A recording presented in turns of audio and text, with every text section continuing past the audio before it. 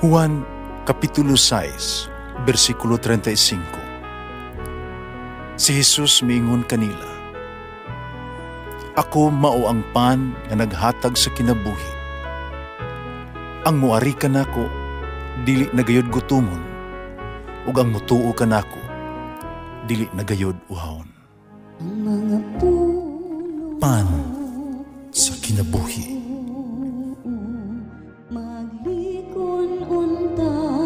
Sa mong pagtuo o gagakakabi sa pagtuman sa imong mahal nga kasuguan.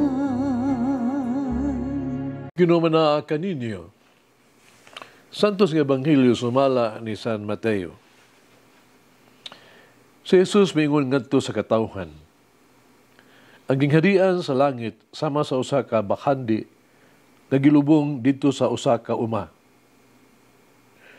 Ug hitabo ikalutan kini sa usa ka tawo apan iyang gilubong pag-usab.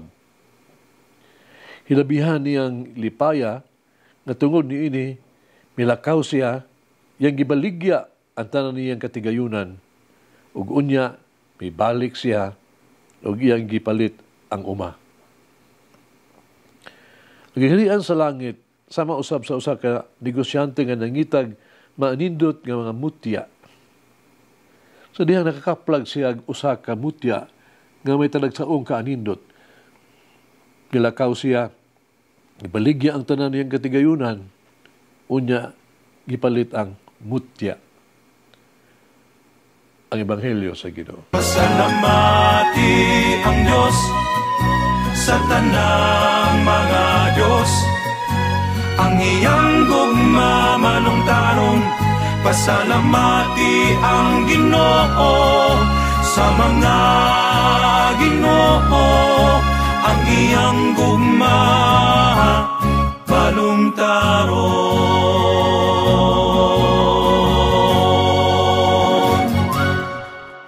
Atong ipunting ato ang pagtagad ug malandong sa mga tao o sa mga butang nga gisgutan sa Ebanghelyo karong adlaw. Una sa mga tao. Kini mga tawhana sa Ebanghelyo karon mitugyan sa tanan nilang katigayunan, kabtangan.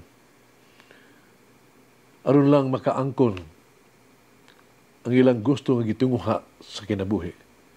Ilang sakripisyo. Nagtrabaho sila pag-ayo aron makabot ang ilang pangandoy. Busa, klaro kayo ang pagtulunan. O kini mao nga andam natong buhaton ang tanan alang sa tuang gipabahandi og mahal sa kinabuhi. Kini tungod kay kung asa ang ato ang kasing-kasing, di tumutuyok ang ato ang kinabuhi. It is because where our heart is, that is where our lives revolves. Ikaduha, ang mga butang nga sigutan sa Ebanghelyo, kini gilubong nga bahandi og perlas. Kini duha importante kaayo. Bililhon kini, mahalon, bililhon nga mga butang. Importante sila nga mga bahandi. Apan sila nagpunting lamang sa usa ka kamatuoran, si Jesus. Labaw sa gilubong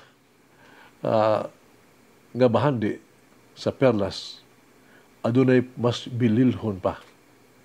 Unsa ni? Si Jesus ang pinaka-importante sa tanan. Si Jesus ang labing bililhon. Siya ang atong bahandi. Sa kinahanglan, madiskubrihan nato siya sa tuang kinabuhi. Kinahanglan natong pangitaon siya. Kinahanglan kitang magkugi sa pagpangita kay Jesus sa itong adlaw-adlaw na kinabuhi, sa itong trabaho. Nga tuang masinati niya masugatan siya, nan, kinahanglan yun, andam ta mo sakripisyo para dili gayo siya mawala kanato. Dili kita mabulag niya. Si Jesus mao ang ato ang tinuod o bililhon nga bahandi. Kung ato ang pangutanon ng ato ang kaugalingon, unsa ang labing bililhon nga butang nga atong ihatag aron maangkon sa Jesus ato ang kinabuhi. Unsa may atong biyaan, isakripisyo, irisgo aron lang makit-an si Jesus, no? Nga makasulod siya sa atong kinabuhi. Ang papangita kang Jesus, mga pagbiya sa pila ka mga batasan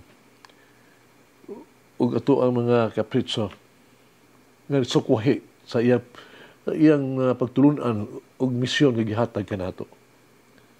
Ang pagbaton kang Jesus mao ang pagkisakripisyo, pagtugyan sa tuwa nga personal nga mga kaharuhay, mga karira nga mao'y babag sa atong personal nga pagig-uban kaniya.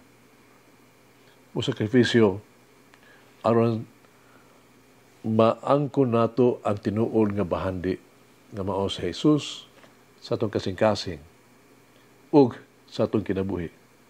Dili ba nimo pilion si Jesus gikan sa uban? Sugilanon kini nga nahitabo sa panahon sa Middle Age. Usa ka panday nagdalisay, murag tawag tog refining, nagdalisay sa bulawan ba refining gold. Diha sa ordinaryo kayong kulon, ipainit og kalayo. Usa ka batang lalaki nga nagtan-aw kaniya ng utana dayon. Siya kuno sa iyang gibuhat. Siya miingon nga siya nag-refine, nagdalisay, no? Haron makita ang bulawan. Unsaon man ang bata gusto mahibalo. Ang panday sa puthaw mitubag kini pinaagis pagtangtang sa mga hugaw aron makita ang bulawan. Bata nagpadayon pa pangutana. Giunsan nimo paghibalo nga imuhang gidalisay, imuhang refine nga bulawan. Ang bulawan na. Ang panday sa puthaw mitubag kini mo ang sa diha nga ako makita na akong naong nga tin-aw na nga makita diha sa bulawan. Hagit sa kinabuhi. Sa man akong ipangita din ang kinabuhi Ipangita ba nako sa Jesus? Sa may andam kong buhaton di sakripisyo para lang makitaan sa Jesus. Para lang anaa siya sa ako ang kinabuhi. Mag-ampo kita. Minahal nga Amahan, maluluyon o maumahon nga Diyos.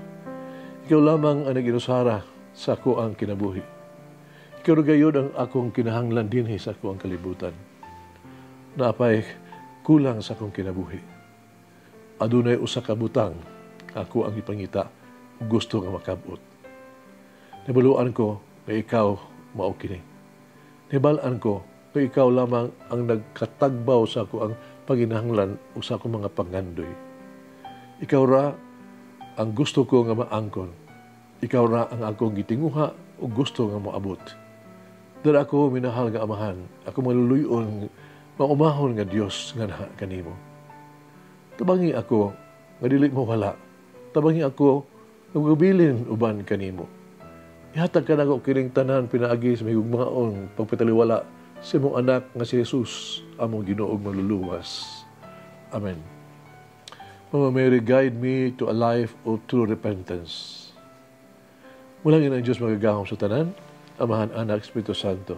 Amen. May the Lord of the divine mercy bless us all, heal us from all diseases and suffering. Ayun unta niya kita, tanang mga sakit na sa lawas o sa kalag, body and soul. In the name of the Father, the Son, and of the Holy Spirit. Jesus, I trust in you. Amen. Whoever eats the bread of life will never hunger, says the Lord. Kay galaan inyong nabati ang pagpaambit ug hamubong pamalandong sa pulong sa Dios pinaagi sa tulumanon. Pan sa kinabuhi nga gidumala ni Monsignor Daddy Silva. Hangtod na usab sa sunod higayon, daghang salamat.